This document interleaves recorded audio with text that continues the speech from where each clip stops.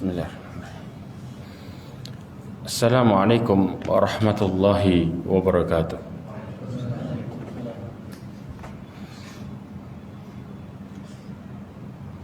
Innal hamdalillah nahmaduhu wa nasta'inuhu wa nastaghfiruhu wa nastahdihi wa na'udzu billahi min shururi anfusina wa min sayyiati a'malina.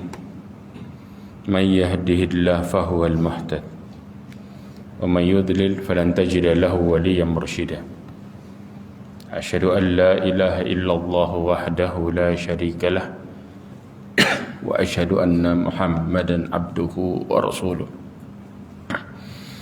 Balagha risalah wa adal amanah wa nasahal ummah wa tarakaha ala mahajjatil bayda layluha kanahariha la yazighu anha illa halik. Amma ba'd. Ma'asyiral mu'minin rahimani wa rahimakumullah jami'an.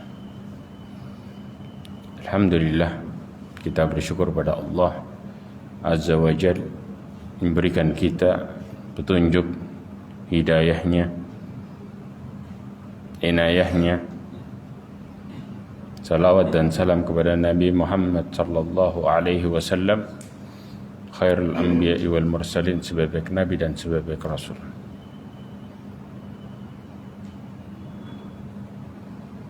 Ma'asyiral mu'minin rahimani wa rahimakumullah. Kita lanjutkan lagi pembahasan kita. Saya teruskan dari doa Nabi Ibrahim. Ya, bahwa Nabi Ibrahim adalah seseorang yang benar-benar menjadi contoh terhadap orang-orang yang bertauhid kepada Allah Azza wa Jalla. Ya, dikatakan bahkan Nabi Ibrahim pada waktu itu berdoa dalam surat Ibrahim ayat 35, wa junubni wa baniya an na'budal asnam.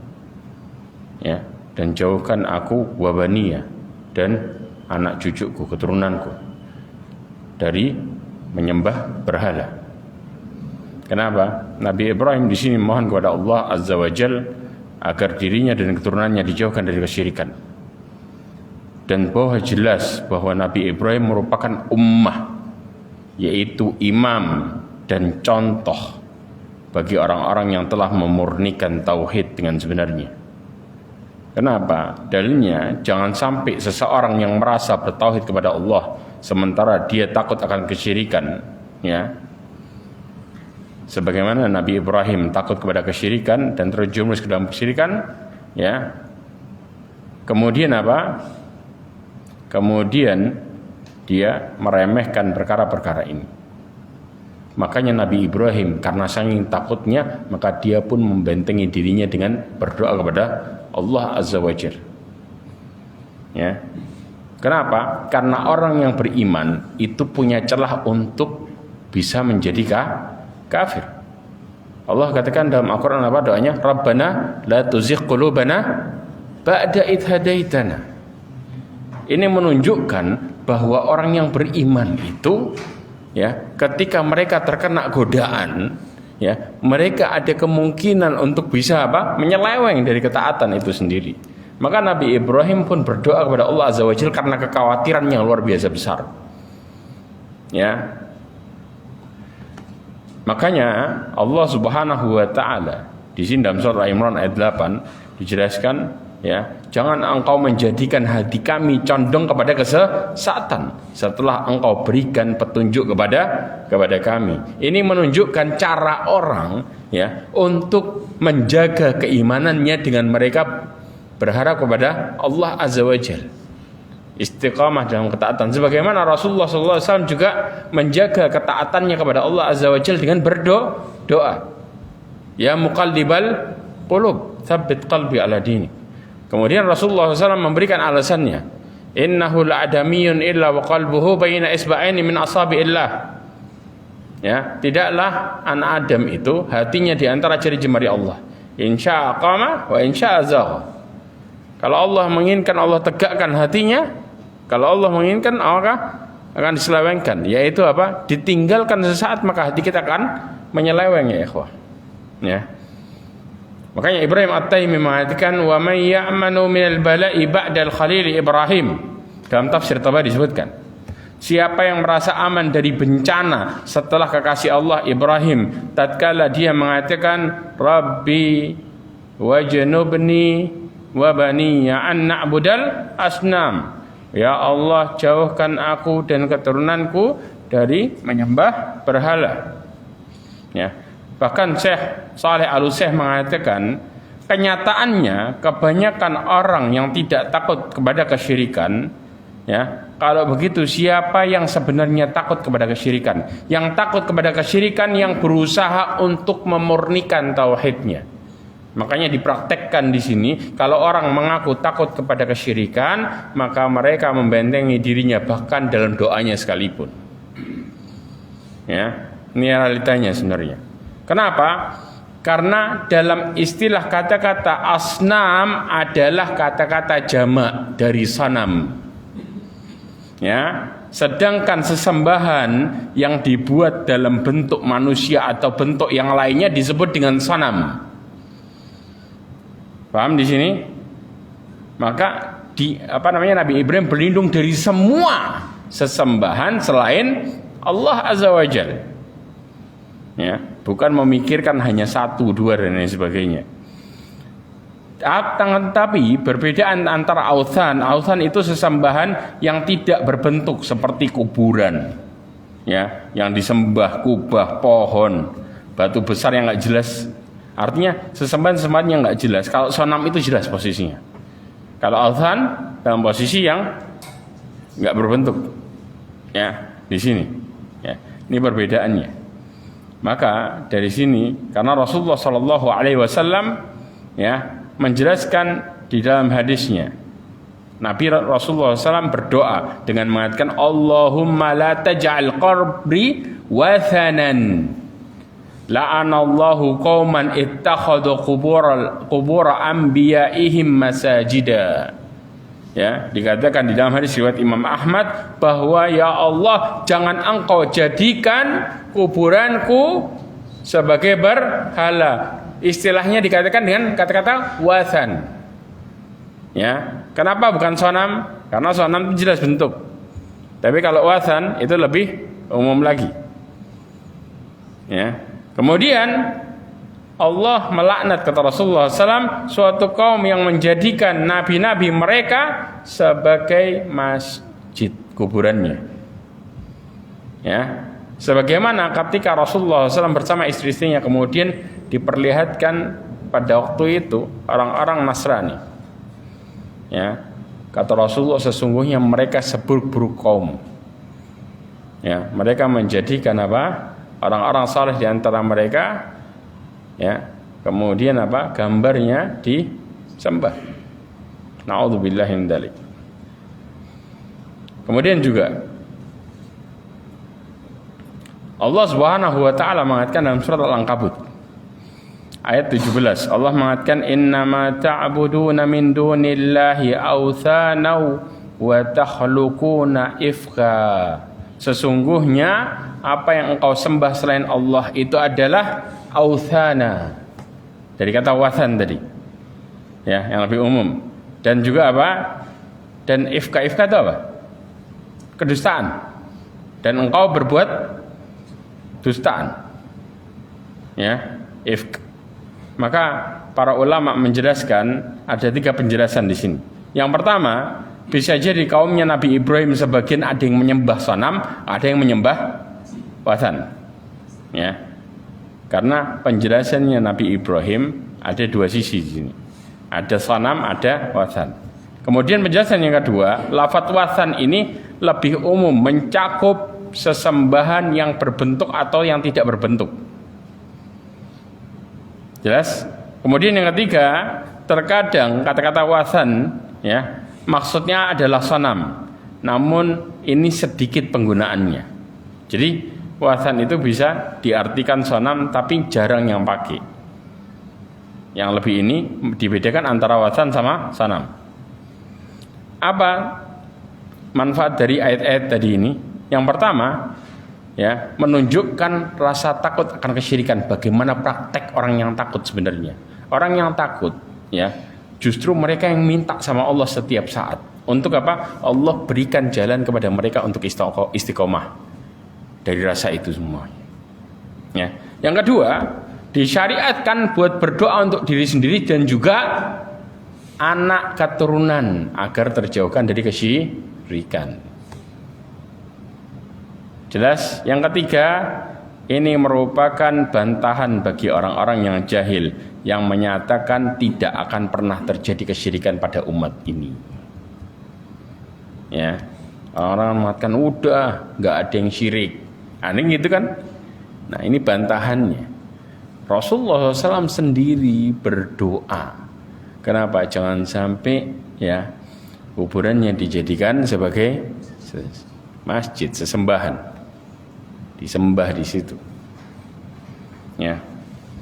Yang berikutnya, dalil yang dinukil oleh penulis yaitu hadis Rasulullah SAW yang diriwayatkan Imam Ahmad. Disebutkan Rasulullah SAW, akhwafu ma akhafu alaikum syirkul azghar fa asu'ila anhu faqala riya. Berarti kan ya, suatu yang paling aku khawatirkan dari kalian semua ya adalah syirik kecil. Kemudian ditanya tentang itu, apa yang maksud syirik kecil? Maka kemudian dikatakan yaitu riya. Ya. Di sini bahwa Nabi SAW mengkhawatirkan para sahabat yang terjumus dalam kesyirikan kecil.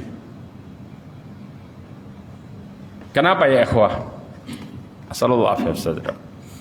Karena syirik kecil ini mengerikan luar biasa. Kelihatannya kecil, memang dia tidak mengeluarkan seseorang dari agamanya, tapi efeknya besar dan mengerikan. Kenapa? Rasulullah SAW menjelaskan di riwayat yang lain, dikatakan yang diriwayatkan oleh Imam Ahmad dalam musnadnya, ya, dan juga dihasankan oleh Al-Imam Ibnu Hajar di dalam kitab Bulughul Maram dan disahkan oleh Imam Albani, disebutkan inna akhwafu ma akhafu alaikum syirkul azghar. Wa qalu wa ma syirkul azghar ya Rasulullah? Qala riya. Yaqulullah azza wa jal lahum yawmal qiyamah idza jaza an-nasu bi'amalihim idhabu ila alladhina kuntum tura'una fid dunya fanzuru hal tajiduna indahum jazaa. Ya, disebutkan apa? Sesungguhnya perkara yang paling aku khawatirkan menimpa kalian adalah syirik kecil. Kemudian para sahabat bertanya, apa itu syirik kecil? Maka kemudian Rasulullah mengatakan riya. Nanti kelak pada hari kiamat, apabila Allah membalas amalan-amalan manusia, maka berkata kepada orang-orang yang riya. Yang lainnya dibalas, dikasih nikmat tuh, ya. Yang lainnya dinaungin. Tapi orang yang riya Allah katakan secara khusus dengan mengatakan idhabu ilal ladzina tura'una fid dunya. Kata Allah, idhabuna ilal ladzina kuntum tura'una fid dunya. Pergi kalian kepada orang-orang yang kalian kepingin riya sama dia di dunia. Kemudian Allah Subhanahu wa taala mengatakan hal tajiduna indahum jaza. Coba kalian lihat, dia punya pahala enggak buat kalian? Disuruh minta pahalanya kemana ya ikhwah? Sama orang yang diharapin komentarnya, bukan sama Allah. Paham? Ini nasib orang yang riya dan enggak tang-tang masalah ya saudara. Mereka ya ikhwah, orang-orang yang riya, ya kategori yang kedua, ya, bahwa mereka seburuk-buruk manusia. Kenapa dikatakan seburuk-buruk manusia? Karena kelak manusia yang pertama kali jadi penghuni neraka dan jadi pentol koreknya. Atau pentol korek? Kenapa dikatakan pentol korek? Karena Rasulullah mengatakan fahaulai awalu khalqin ya tusya'ar bihimun nar yaumil qiyamah. Mereka adalah awal atau makhluk pertama yang kemudian neraka dinyalakan. Ini pentol koreknya. Ya, bahan bakal pertama buat nyalain nerakanya. Siapa mereka? Bukan orang munafik, ya, bukan orang musyrik, bukan orang kafir, tapi orang riya. Dan gak tanggung-tanggung lagi. Jenis amalan mereka amalan yang kelasnya kelas-kelas tinggi. Kalau kita bilang orang mati di posisi itu, jaminannya surga. Dohirnya sama, cuman beda di niat doang. Dohirnya sama-sama ngelakuin amalan tinggi. Kelas manusia yang kemudian ngeliat nih orang mati, mengatakan apa? Ahli surga nih orang. Saya kasih hadisnya. Ya. Di dalam Sahih Muslim disebutkan bahwasanya Rasulullah SAW mengatakan inna awwalan nasi, ya, yuqda fihi yaumal qiyamah thalathatun rajulun ustushhida fa utiya bihi fa'arrafahu ni'amahu fa'arafaha. Sesungguhnya manusia yang pertama kali dihakimi oleh Allah, dihakimi di hari kiamat adalah seseorang yang mati syahid. Ya, ustushhida. Dia matinya dalam posisi syahid. Syahidnya menurut orang, pandangan nih. Ya. Kemudian apa? Maka didatangkan fa'utiya bihi fa'arrafahu, ya, ni'amahu fa'arrafaha. Maka diperkenalkan nikmat yang Allah berikan kepada dia di dunia, maka dia mengenal nikmat itu. Kemudian Allah bertanya, lima amilta fiha, apa yang engkau sudah perbuat sama nikmat itu? Dia kemudian mengatakan tentang dirinya, qataltu fika hatta ustushhidtu. Kata dia, ya Allah, aku membunuh di jalanmu sampai aku mati syahid. Allah katakan apa? Kadzabta, bohong kau. Kenapa? Qatalta liyuqal huwa jari. Engkau membunuh untuk dikatakan sebagai pemberani, supaya dapat predikat apa? Pahlawan, pemberani dan sebagainya. Naudzubillah min dzalik. Faqad qil, telah dikatakan, bahkan malaikat pun bersaksi, ya ikhwan. Maka di saat itu, ya, thumma umira bihi fasuhiba ala wajhihi thumma ulqiya finnar. Kemudian diperintahkan kepada malaikat untuk apa? Menyeret wajahnya. Kemudian dilempar ke neraka. Sama orang yang alim, makanya nasallallahu alaihi wasallam. Kadang-kadang kita kalau sudah mulai belajar ilmu, hati-hati, minta sama Allah istiqamah. Karena beda tipis, sama-sama ngelakuin amal, sama-sama duduk di majlis. Niat mulai beda, efeknya kayak langit sama bumi. Ya, kadang-kadang mulai ngelihat ada orang yang salah, ya, nggak ngerti apa-apa, mulai diri kita mulai naik. Naudzubillah min dzalik. Dari itu kita bisa menjadi manusia terburuk sama bisa menjadi manusia terbaik. Beda tipis, bisa jadi satu majelis, tapi predikat di mata Allah jadi langsung jauh. Ya. Kemudian wa rajulun ta'allamal ilma, seorang yang kemudian menuntut ilmu. Kemudian apa yang terjadi, ya ikhwah? Wa qara'al Qur'an, dan membaca Al-Qur'an, belajar dia. Ya. Fa'utiya bihi fa'arrafahu ni'amahu fa'arrafaha. Maka didatangkan tuh nikmat yang diperkenalkan sama dia. Dia kenal tuh nikmat. Kemudian Allah tanya kepada dia, ma amilta fiha, apa yang kau sudah berbuat terhadap amalanmu, apa namanya nikmat itu? Kata dia, qala ta'allamtu fikal ilma wa 'allamtuhu wa qara'tu fikal Qur'an. Kata dia mengatakan, aku belajar karenamu ilmu, kamu agama, dan mengajarkannya. Nasallahu alaihi wasallam. Kemudian aku membaca Quran karenamu. Ya, maka Allah katakan apa? Kadzabta walakinnaka ta'allamta liyuqal huwa alim. Engkau belajar untuk dikatakan sebagai alim, ulama, dan engkau baca Quran untuk dikatakan sebagai ahli baca Quran, qari. Faqad qil thumma umira bihi fasuhiba ala wajhihi thumma ulqiya finnar. Kemudian diperintahkan kepada malaikat buat nyeret wajahnya, kemudian dilempar ke neraka. Kemudian ada lagi seseorang yang apa? Seseorang yang mereka dermawan. Kata dia, aku bersedekah di jalan, tidaklah ada sebuah celah kecuali kau membelanjakan hartaku di jalan. Subhanallah ya ikhwah.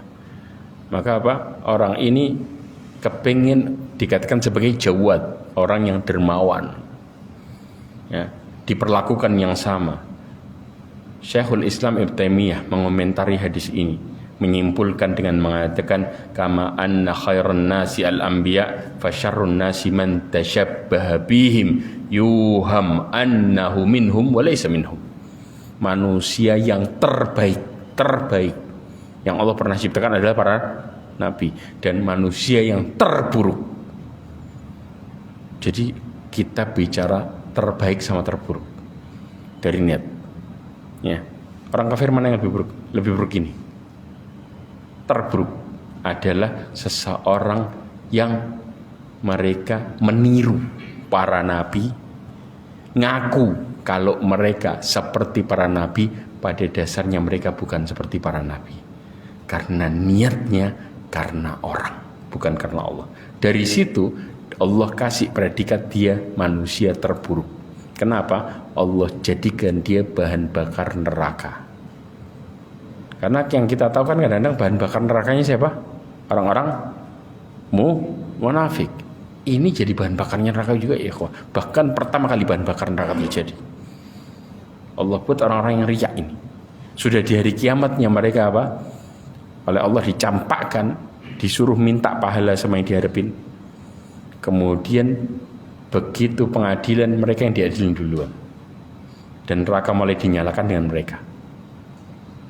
Kemudian dikatakan juga fa khairun nasi ba'dahum, manusia terbaik setelah para nabi siapa? Al ulama, yang sebenarnya. Kemudian juga asyuhada, orang yang mati syahid yang sebenarnya. Kemudian wassadiqun, orang-orang yang jujur, wal mukhlisun, orang-orang yang ikhlas karena Allah azza wajal. Wa syarrun nasi man tashabbaha bihim yuhim annahu minhum wa laysa minhum. Dan manusia yang terburuk adalah orang yang niru, ngakunya kayak itu tapi bukan termasuk, gara-gara niatnya yang salah dan buruk.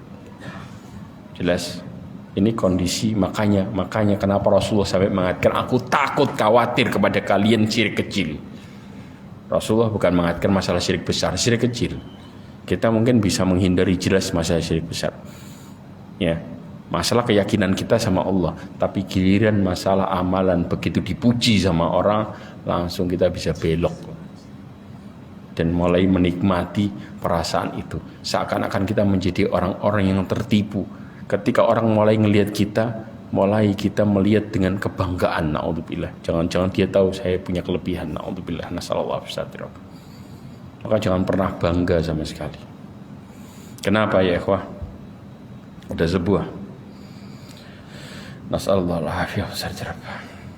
Ada sebuah ilustrasi, ya, supaya kita nggak jadi orang yang bangga sama amal.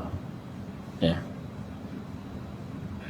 Renungin kata ini baik-baik.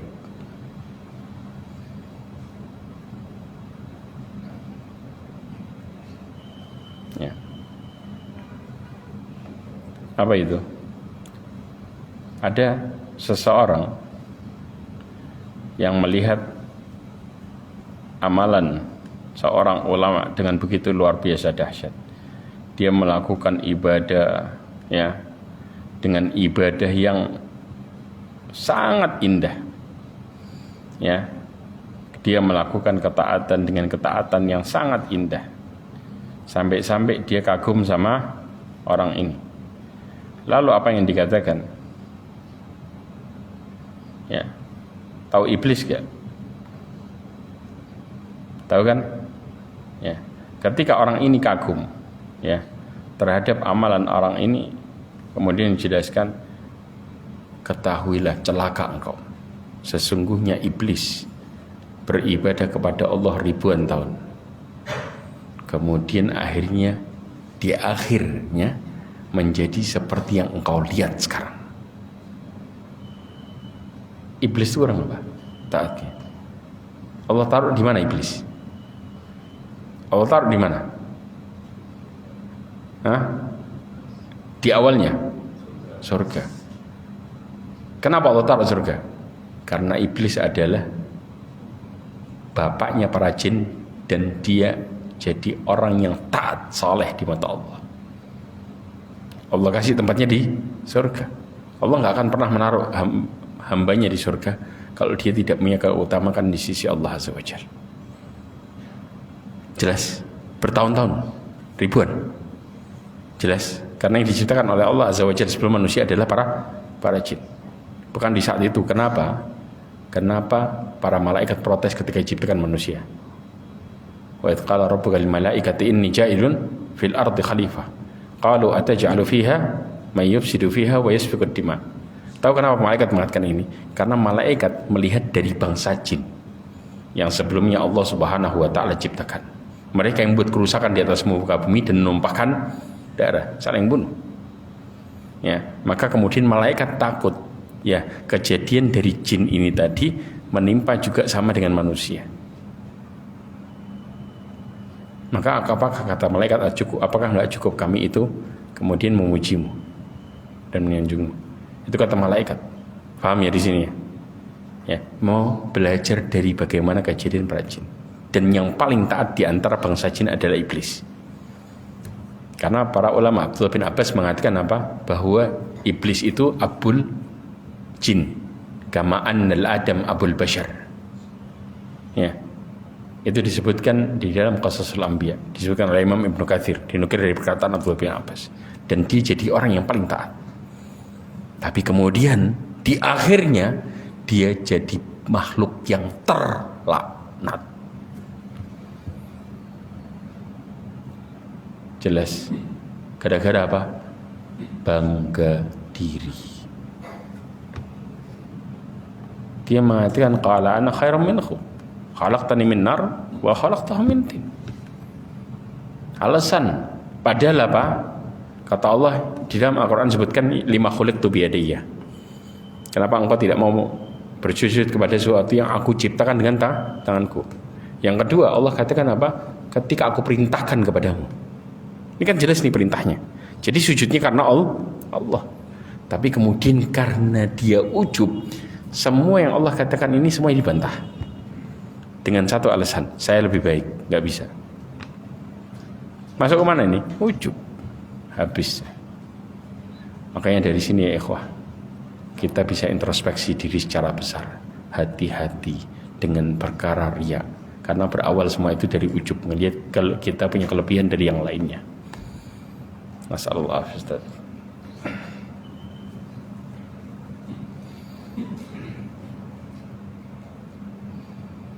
Kemudian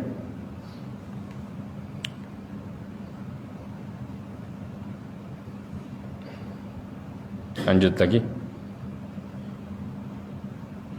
Sampai mana tadi?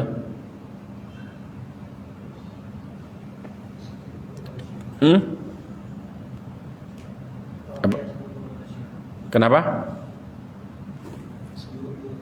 Oke, orang riya adalah orang yang seburuk-buruk manusia. Kemudian kita lanjutkan lagi. Ya. Sebagian ulama ya berpendapat ada istilah syirik kecil. Ya, dikatakan di dalam kitab Al-Qaulus Sadid ya, yang ditulis oleh Imam Abdurrahman ibn Nasir As-Sa'di, mengatakan jami'ul aqwal wal af'al allati yutawassalu biha ila syirkil akbar. Syirik kecil itu adalah seluruh perkataan dan perbuatan yang mengantarkan kepada syirik besar. Ini pengertian sebagian ulama tentang syirik kecil. Kemudian yang lebih ketat lagi, yang lebih ini lagi, kuat lagi, dikatakan kullu ma ja'atin nusus bitasmiyatihi ya syirkan wa dallatid dalail ala annahu laisa mukhrijan minal millah ay lam yasid ila haddi syirkil akbar. Yang disebut syirik kecil itu adalah semua perkara yang dinamakan oleh nas-nas sebagai syirik, akan tetapi dalil-dalil menunjukkan dia tidak mengeluarkan pelakunya dari agama. Maka ini masuk ke dalam syirik kecil. Karena perbedaan efek secara jelas syirik kecil sama syirik besar. Kalau syirik besar itu keluar dari agama, kalau syirik kecil enggak. Jadi kalau itu disebut syirik tapi enggak mengeluarkan dari agama, maka itu syirik kecil. Jelas ya? Maka inilah yang membatasi antara syirik kecil dengan syirik besar. Kenapa? Karena selain riya itu ada syirik yang masuk ke dalam syirik kecil, yaitu apa? Bersumpah atas nama selain Allah. Ya, kemudian ada juga at-tatayyur, ya, mengaitkan sesuatu dengan burung dan lain sebagainya kejadian. Ini enggak mengeluarkan seseorang dari agamanya, tetapi masuk syirik enggak tuh? Masuk. Ya. Kemudian apa? Memakai jimat, cuman maki, ya, kena dia, masuk dalam perkara syirik kecil. Tapi kalau dia meyakini bahwa jimat ini mendatangkan sesuatu seperti salah satu sifat Allah, maka itu jadi syirik besar. Ya, kenapa? Dia memakai jimat dengan mengatakan ini terjadi atas kehendak Allah dan kehendakmu. Ya. Maka dalam perkara ini, ya, inilah masuk ke dalam perkara syirik kecil. Dan ini yang kemudian dipilih oleh Al-Lajnah Daimah dalam pengertian yang disebut dengan syirik kecil. Kemudian para ulama membagi syirik, ada yang disebut syirik besar, syirik kecil, yang ketiga adalah syirik khafi. Tapi sebenarnya syirik yang samar-samar ini masuk ke dalam perkara syirik besar sama syirik kecil. Dia nggak kerasa. Paham ya di sini ya? Bisa masuk ke syirik besar, bisa masuk ke syirik kecil. Perkara yang khafi tadi. Ya. Nah, perbedaannya secara jelas kita berikan perbedaannya ada 3 hal besar. Yang pertama, syirik besar itu menghapus seluruh amal. Ya. Kemudian syirik kecil itu menghapus amalan yang disertainya saja. Jadi kalau dia waktu itu salat, ya salatnya aja dihapus. Paham? Yang kedua, syirik besar itu pelakunya dijamin kekal di neraka, sedangkan syirik kecil enggak. Jelas? Yang ketiga adalah syirik besar itu pelakunya keluar dari Islam, alias kafir. Jadi pelaku syirik sama orang kafir sama, syirik besar. Ya. Sedangkan syirik kecil tidak sampai seperti itu. Ketika keluar dari Islam ini, yang lebih jelasnya lagi, ketika dia tidak bertobat sebelum meninggal, maka ini mengeluarkan dia dari Islam, jadi kafir secara jelas. Nah, riya, ya ikhwah, riya itu terbagi menjadi 2. Ada riyanya orang munafik, ada riyanya orang muslim.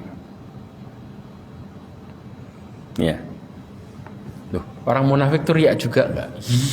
Iya, jelas riaknya. Iya apa enggak? Hah?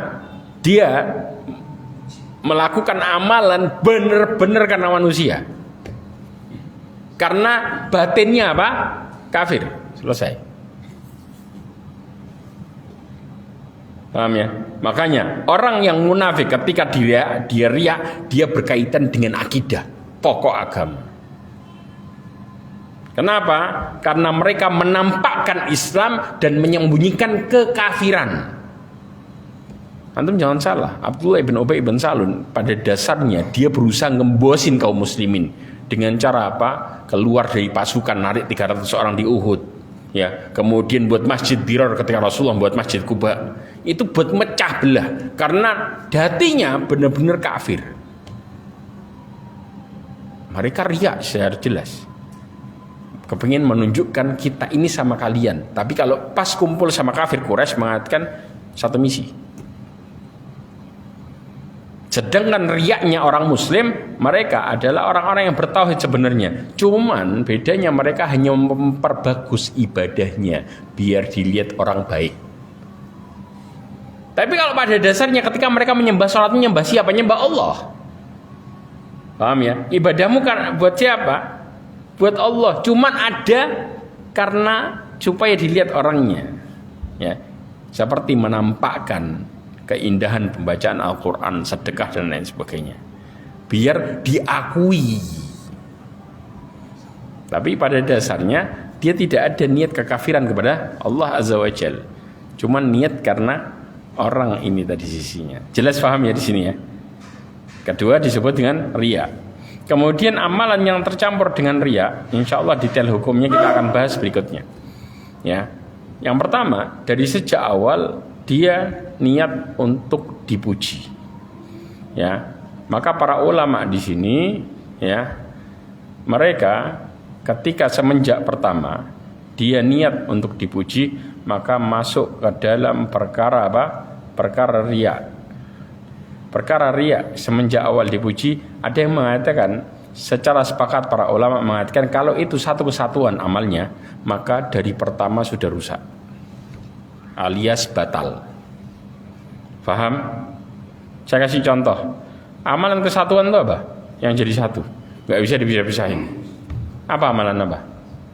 Yang kita lakukan 5 waktu, sholat. Sholat itu, ya ikhwah, saya kasih contoh. Satu rukun rusak, yang lain ikut gak? Ikut. Jelas? Jadi kalau itu amalan menjadi satu kesatuan, maka jelas orang yang riya tadi, ya, di awal, maka amalannya rusak secara sepakat dan tidak ada sama sekali khilaf di antara para ulama. Tapi yang menjadi perbedaan, ya, ketika amalan itu bukan sebuah kesatuan. Maka Imam Ibnu Qayyim Al-Jauzi mengatakan ayyakun al-ba'ithul awwalu li ghairillah thumma yu'ridu lahu qalbun niyatun lillah fahada la yuhtasabu lahu bima madha min al-amal, ya, wa yuhtasabu lahu min hini qalbihi niyatihi thumma in kanat al-ibadah la yasihu akhiruha illa bi sihhati awwaluha wajabat i'adah kas-shalah. Dikatakan, ya, kalau seseorang itu dari pertamanya bukan karena selain Allah, tiba-tiba di tengah-tengahnya dia rubah niatnya karena Allah, maka ini, ya, tidak dihitung. Kenapa? Karena di awalnya tadi, ya, kalau kemudian ibadahnya kalau awalnya nggak sah, walaupun tengah-tengahnya benar, maka dia harus mengulang lagi. Jelas. Tapi kalau ini terpisah-pisah, ya, maka ini berbeda kondisinya. Illa lam tajib kaman ahrama li ghairillahi thumma qallaba niyatuhu lillah indal wuquf wa tawaf. Ya. Kemudian apa? Seperti juga, ya, tidak termasuk bagian yang seperti ini, maka tidak wajib mengulang seperti apa? Orang yang berihram karena selain Allah Azza wa Jal, kemudian pada waktu dia wukuf, ya, dia merubah niatnya dan tawaf dia merubah niatnya, maka apa? Nggak rusak ini. Jelas? Karena pada prakteknya dia perbaiki itu niat. Paham? Ya. Contoh lagi, orang sedekah. Orang sedekah kan nggak kemudian sekali sedekah, kan kadang-kadang bertahap. Kalau awal sedekahnya nggak ikhlas, kemudian yang berikutnya, ya, baru karena Allah, maka yang diterima yang berikutnya. Karena dia terpisah. Tapi kalau jadi satu nggak bisa sudah. Di awal rusak habis semuanya. Kemudian yang kedua, kalau riyaknya itu muncul di tengah-tengah gimana? Jelas? Kalau riyaknya muncul di tengah-tengah, orang yang melakukan amalan tadi, yang di tengah-tengah muncul riyaknya ada 2 kemungkinan. Ya, disebutkan oleh Syekh Utsaimin dalam kitabnya Al-Qaulul Mufid. Ya. Kemungkinan yang pertama, dia berusaha mengusir riyaknya dan berhasil. Jelas? Kemungkinan kedua, riyaknya itu dia nggak ngusir tapi nikmati riyaknya, ya, sampai selesai amal. Munculnya kan tengah tuh, ya. Kalau dia berhasil mengusir riyaknya dan berhasil, maka dia tetap mendapatkan pahala karena dia telah berusaha. Paham? Walaupun riyaknya tadi kadang-kadang netep, tapi dia berusaha, maka dia mendapatkan pahalanya. Sebagaimana nukil surat Al-Baqarah ayat 286, la yukallifullahu nafsan illa wus'aha. Paham di sini? Yang menjadi khilaf kalau dia bersenang-senang dengan riyaknya itu, naudzubillah min dzalik, Maka di sini Ibnu Rajab Al-Hambali menyebutkan ada dua pendapat para ulama yang menikmati di tengah-tengahnya tadi. Pendapat yang pertama, ya, Ibnu Jarir At-Tabari, Imam Ahmad, Imam Hasan Al-Basri mengatakan apa? Orang yang membiarkan riyaknya terus-menerus sampai ibadahnya selesai tetap dapat pahala karena yang menjadi patokan adalah niat awalnya. Ini kata mereka. Pendapat yang kedua, ya, disebutkan bahwa orang, ya, yang riya tadi tergantung jenis amalnya, kata pendapat yang kedua. Kalau amalnya menjadi satu kesatuan kemudian muncul di tengah, maka ibadahnya jadi batal. Ya, kayak sholat dan lain sebagainya. Tapi kalau amalnya bukan satu kesatuan, ya, terpisah-pisah, maka yang kena riyanya itu yang gugur pahalanya. Yang sisanya enggak. Jelas sampai sini ya. Wallahu a'lam shawab. Kemudian yang terakhir, ya, kalau riyanya munculnya di akhir. Habis selesai melakukan amal tiba-tiba muncul riya. Nah, muncul riya di akhir ini, ya, ulama menjelaskan di antaranya Syekhul Islam Taimiyah bahwa rasa ingin diakui dengan sebutan syahwat yang tersembunyi ini, ya, banyak orang yang kadang-kadang menahan syahwatnya tapi akhirnya cerita juga akhirnya. Ini disebut sebagai sum'ah. Lebih tepatnya bukan riya. Tapi sum'ah sama riya itu 11-12. Ya, kalau riya itu menampakkan dari kalau sum'ah itu dia ngomong cerita. Di orang nggak tahu kan amalannya, kan selesai sudah tuh, ya kan? Kemudian yang ngomong siapa? Orangnya cerita. Nah, cerita ini sum'ah ini kalau istilahnya dia memperdengarkan amalan, itu namanya sum'ah. Nah, di posisi sum'ah inilah yang kemudian para ulama khilaf kedudukannya, ada dua pendapat. Pendapat yang pertama, ya, kalau orang sum'ah tadi maka amalannya tetap berpahala tapi sum'ahnya dosa. Jadi amalannya yang lewat, dia dapat pahala sudah, selesai nih. Ya, tapi sum'ahnya tadi mendatangkan dosa tersendiri. Jelas? Oke. Kemudian yang kedua, pendapatnya adalah, ya, bahwa amalan yang pernah dia lakukan itu tetap gugur karena sum'ah yang dia lakukan di kemudian hari.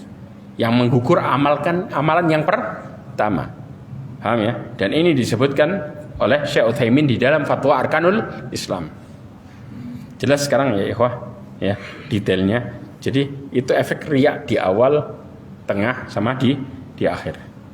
Ya, insya Allah berikutnya kita akan bahas tentang di akhir ini tentang bagaimana cara kita menghindari perkara-perkara ini semuanya.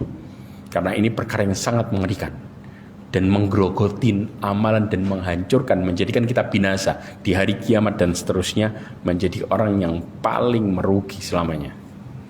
Walaupun ujung-ujungnya dia bukan kekal di neraka, tapi dia menjadi pelaku pertama masuk neraka. Nasallallahu alaihi wasallam. Mudah-mudahan Allah Subhanahu wa taala memberikan kita keikhlasan dalam melakukan amal saleh. Mudah-mudahan Allah Subhanahu wa taala menjaga hati-hati kita dari perkara kesyirikan kecil maupun besar, dan mudah-mudahan Allah Subhanahu wa taala memberikan kita istiqamah di atas tauhid dan ketaatan, serta mudah-mudahan Allah tutup hidup kita semua dengan husnul khatimah. Subhanakallahumma bihamdika asyhadu an la ilaha illa anta astaghfiruka wa atubu ilaik. Wassalamualaikum warahmatullahi wabarakatuh.